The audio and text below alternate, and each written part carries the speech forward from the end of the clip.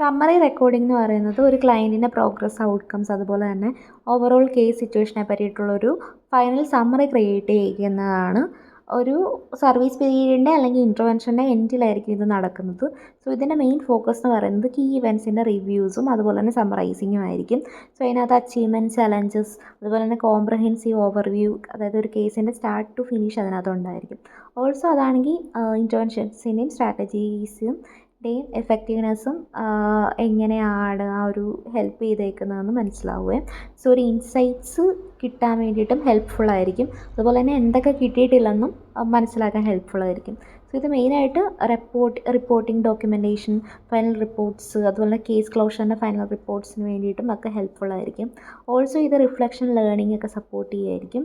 അതുപോലെ തന്നെ social വർക്കേഴ്സിൻ്റെ overall outcomes assess ചെയ്യാൻ വേണ്ടിയിട്ടും ഫ്യൂച്ചർ പ്രാക്ടീസ് ഇൻഫോം ചെയ്യാൻ വേണ്ടിയിട്ടും ഒക്കെ ഹെൽപ്ഫുള്ളായിരിക്കും സമ്മറി റെക്കോർഡിംഗ് എന്ന് പറയുന്നത്.